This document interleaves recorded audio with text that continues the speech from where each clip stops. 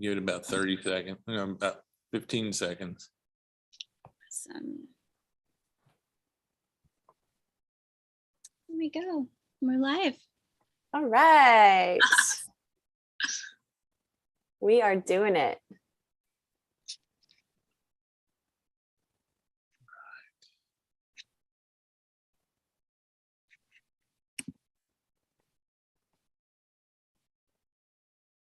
Joe, do you have everything squared away? I think I do. Okay, good deal. I think I do. Now what? I forget. Now you're gonna welcome everyone. Yeah. It's like I'm the one who freezes. You know? I have a small part to play.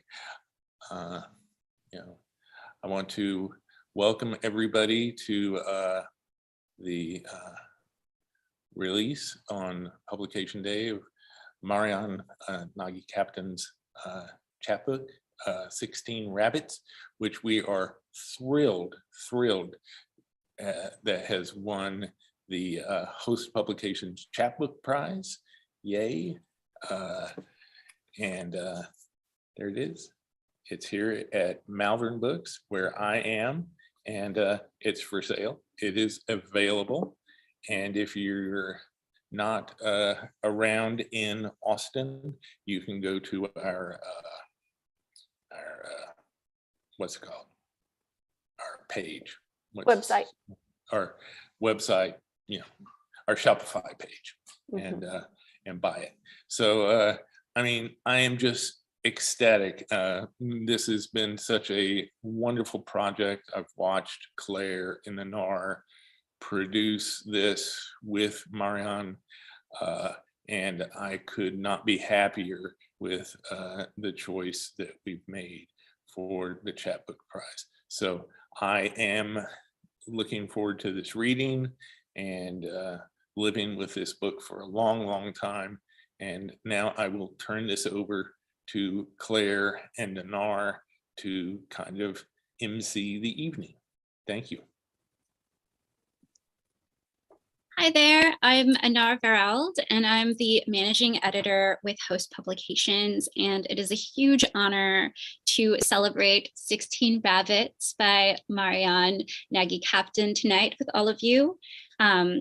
We were so proud and so excited to select this chapbook and this manuscript as our spring 2020 Host Publications Chapbook Prize winner. And yeah, it was just, we started this project last summer, and it just feels so great to be here. And this past week, shipping out almost 100 pre-orders, each one, you know, lovingly just like folding it up and tying a bow and like putting in the playlist and the postcards, and just like really sending off this book to people that we know are going to like love and cherish and appreciate Maryan's work. And so, yeah, it feels surreal. And we have just so many opportunities to celebrate in the future now that the world seems to be, you know, adjusting to a new normal. But it just feels so wonderful to connect with all of you here tonight. Yeah, thank you all so much for being here. Thank you to our readers. I'm really excited for this reading as well. And it's such a fun process to reflect on, from the moment we did select Maryan's manuscript to the finished product and to this celebration tonight is quite the journey. And I really feel like the time we've spent with these poems has felt extraordinarily meditative, which is, of course, a huge theme in the book. A lot of these poems are titled meditations. And I'm just so honored and so delighted to have gotten to be a part of this process, and so proud of Maryan and her poems, and just grateful to be here. So thank you all so much for tuning in. Thanks to everybody who's here with us on the Zoom. And I'm personally ready to get this party going. So with that, I'm going to go ahead and introduce our first reader of the evening. Our first reader is Gabrielle Grace Hogan. Gabrielle Grace Hogan is a poet in the New Writers Project at the University of Texas at Austin. Her work has been published by Nashville Review, Diagram, Peach Mag, Salt Hill, and others. Her debut chapbook, Soft Obliteration, is available now from Ghost City Press and is currently working on her first full-length manuscript. Her website is gabriellegracehogan.com, and she loves Maryan. Her favorite rabbit is the 8th one. It's all you, Gabby. Hello. I see that the host has spotlighted me, so I'm going to trust what that means. Yeah, I just wanted to read a couple poems and just say, first off, this is such a magnificent book, which I say because Maryan is my friend, but I also say because it really is like absolutely magnificent. And it's so beautifully, like it's just so beautiful inside and out, which is such a blessing. I have it all marked up, and it's just such a gift to know Maryan and know her work. And I feel very grateful to get to read here and share that with y'all. So I want to read two poems. The first one is from one of Maryan's favorite poets, C.D. Wright, from Steal Away, selected in New Poems, and it is the poem Crescent. In recent months, I have become intent on seizing happiness. To this end, I applied various shades of blue. Only the evening is outside us now, propagating honeysuckle. I am trying to invent a new way of moving under my dress. The room squares off against this. Watch the water glitter with excitement. When we cut below the silver skin of the surface, the center retains its fluidity. Do I still remind you of a locust clinging to a branch? I give you an idea of the damages. You would let edges be edges. Believe me, when their eyes poured over your long body of poetry, I also was there. When they laid their hands on your glass shade, I also was there. When they put their whole trust in your grace, I had to step outside to get away from my cravenness. We have done these things to each other without benefit of a mirror. Unlike the honeysuckle, goodness does not overtake us. Yet the thigh keeps quiet under nylon. Later, beneath the blueness of trees, the future falls out of place. Something always happens. Draw nearer, my dear. Never fear. The world spins nightly towards its brightness, and we are on it. Thank you. My second and last poem is one of my own.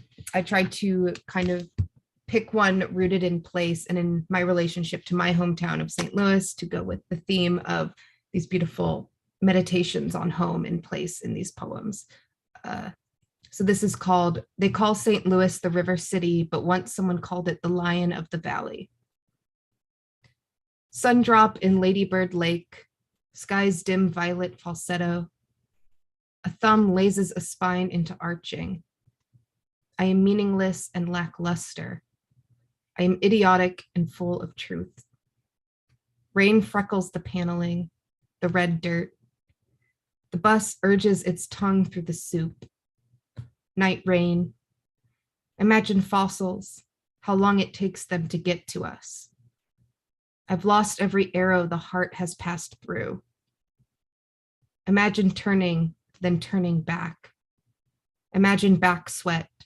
Pull the shirt from the hook of your pants. Oh, Texas wet. Oh, sun granules.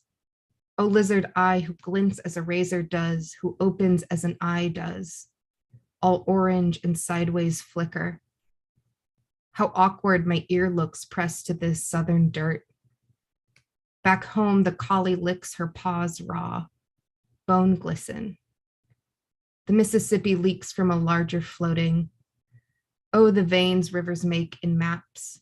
Oh, casino heavy with coin and family. This land gorges itself on snow. This water thins to a smashable surface.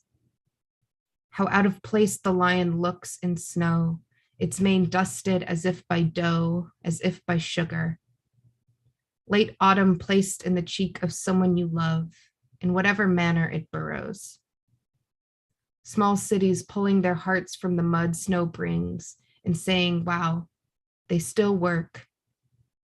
I am red brick and old cathedral, birdcage and steamboat. I am riverfront and the river lace, how it braids its swimming veil. Imagine grief as a thing to run toward. Funny. Imagine that. Thank you all so much. That's my time.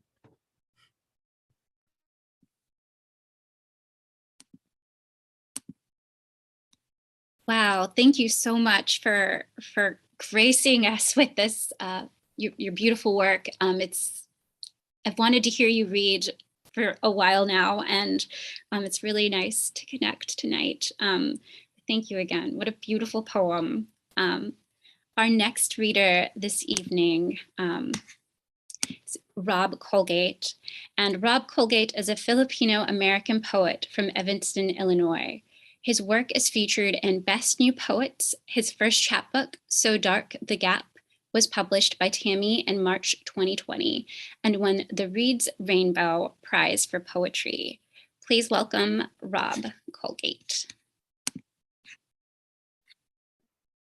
Hi, I'm so happy to be here supporting Maryan. I remember I was in workshop with Maryan in a workshop where some of these poems were written.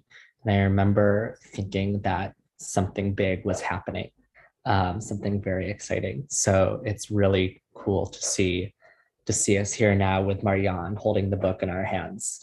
I'm going to read 3 short poems, and that'll be it. This first poem is called Tuesdays. I know I could lay down and roll over, but I can't stop painting the walls of my room orange. I wish you were here. All of the night breezes that slip through the window keep me up with their big starry names, like us, or again, or over. And even when I finally sleep at night, I re-enter the same dream world over and over again, in which I have many difficult tasks, like giving tours of the whole ocean and replacing all of your teeth every time they fall out, which is often. I had tried to pour a cup of tea before bed, but your absence walked into the room and knocked it out of my hands. Stupid void. Lavender, let this stupid boy free. Let him sleep unaware of his body sleeping. Each mug down the drain stares back at me with the huge eyes of a first date. I climb onto the kitchen counter to count the stars out the window, to give you an estimate of how far the entropy of the universe has flung us from the coffee shop up near Science Park.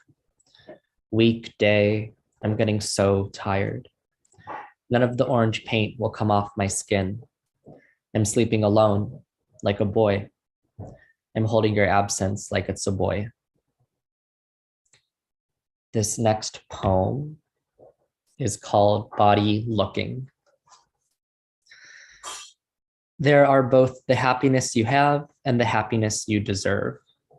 But then there is a third happiness who runs small circles around you screaming every time you try to turn yourself into the sort of person who sits down with a well cocktail and laughs and nods and smiles cleanly. Who you are sitting down with is, of course, the fourth happiness. This happiness you neither have nor deserve, but one night you slept together out of spite, and your body has longed for him ever since. Your figures fit together exactly, without stain or rupture. In the morning, he said he mostly wanted to be with you, but not in any way that implied love. He still goes swimming with you at Barton Springs, but you are not allowed to text him during the work week. You weren't supposed to keep letting him inside of you. The moon sets over your shoulder like an unreachable horizon. And then this last poem is called Episode, and it's very short. I am always scared that the way things are is the way they will always be. Or maybe I am scared that the way things are is not the way they will always be. Maybe just that things are. Maybe just that they always will be. Thank you so much for having me. Oh, Rob, those were beautiful. Not that this is a workshop or anything, but I just have to say really quick that I love a good short poem, and it's so hard to find a good short poem, and those felt really charged and intense, and I loved them. So thank you so much. It is my pleasure to introduce our third reader of the evening. Molly Williams is a third-year student of fiction and poetry at the Mishner Center for Writers in Austin, Texas. They are originally from the New York area, also known as New Jersey. Their work has appeared in No Contact, Nectar Poetry, and Type House. Welcome, Molly. Thank you so much. The spotlight is very startling. Thank you. I'm really, really honored to be here in the company of Maryan and these other beautiful poets. And I've been really lucky to be in workshop with all of them. They have all really enabled me to become a better writer and poet specifically. So I'm grateful for everybody here, and I'm really happy to be celebrating Maryan's beautiful, beautiful work. I'm going to read 2 poems. Piazza del Campo, 3 days after the race. A stranger asked the time, clearly asking for my time. I decided to try to live a little, and his aperture shuttered open, let in me and light. We played keep away with a language he kept speaking anyway. I was a student. I could not balance on those cobblestones. We walked, time unable to be looked at directly. Mi piace molto, molto. To say he liked me was not true enough. We had met minutes ago, half hour, 45. Come, said his hand, I know a beautiful place. I smelled where horses had been worked sick, like money and musk. Through this to another, Piazza del Mercato, no races, only goods and wares. He said he spoke Spanish if it was easier. Vista over quilt-knit hills, ruffled rows of growing heads. Sex, too, the absence of horses, it smelled, too, like sex. Tuscany all green, or once so. A vineyard I knew, floor of living grass I had woven myself into, had once been taken there for goats, for table wine. We watched that vineyard, smaller than I'd known it, and he kissed my face, kissed me. He forgot 3 languages when I said no. No, you have the wrong idea. No, you can't call me later. Yes, I know you like me so, so much. I'm sorry I won't let you. And if you knew what I am, you would regret not asking. The pigeons understood me, said nothing useful. Horses were away, being blessed in a dark chapel, protection before the next big ask. Anch'io, I do too. I like you. It had been an awful race. The winner, her jockey toppled, had won still alone. But nothing can be done about all that. I ran without looking back. But what was the idea I meant to have? Run until spit hangs like honey or cum, until the only him present, a scent around my neck. And then I looked back. And now I have told you about it, and you think I remember it fondly. Horses deserve each and every blessing. He smells like there have never been horses there. And then one more. Okay.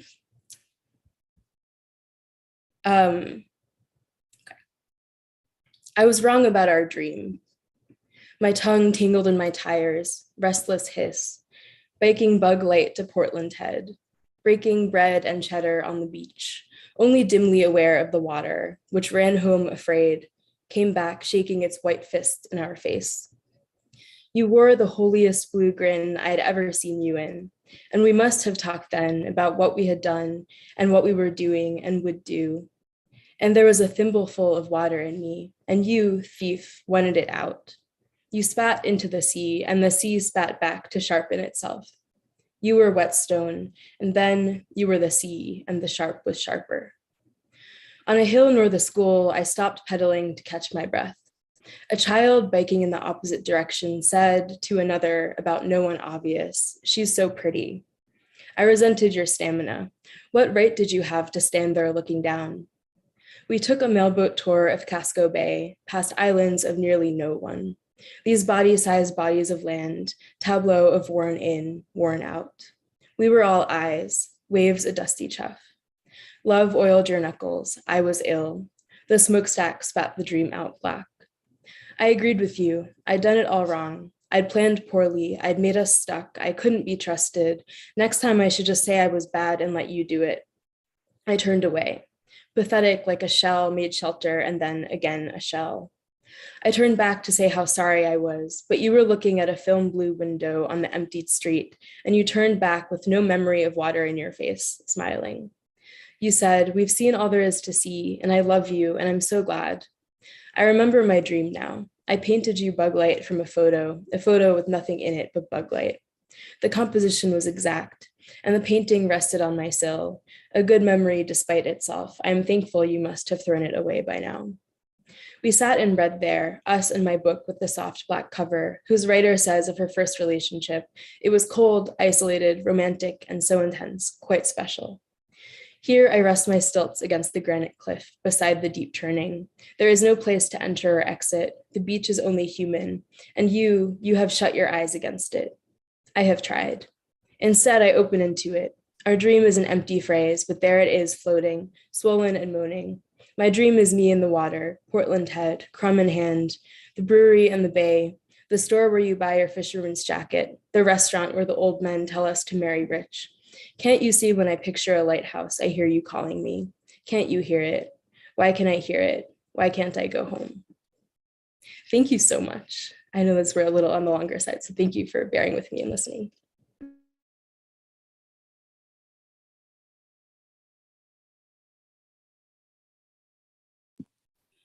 Wow, Molly, thank you so much for sharing your work with us this evening. I think if everyone's up for it, we can take a 5-minute intermission. After our intermission, we will introduce Brittany Sterner and Maryan Nagy Captan, and get those questions kind of like going in your head. If y'all have anything that you want to ask for the Q&A, please comment it on the YouTube top or the chat feature, and I will compile them. I think we're going to have some time to close out with a couple of questions. But other than that, keep your eyes peeled. I will comment the playlist. If you didn't get your copy yet or haven't placed your order yet, I will link you in the chat as well. And besides that, feel free to like stretch your limbs and like do whatever you do in 5 minutes. We'll see you in a few.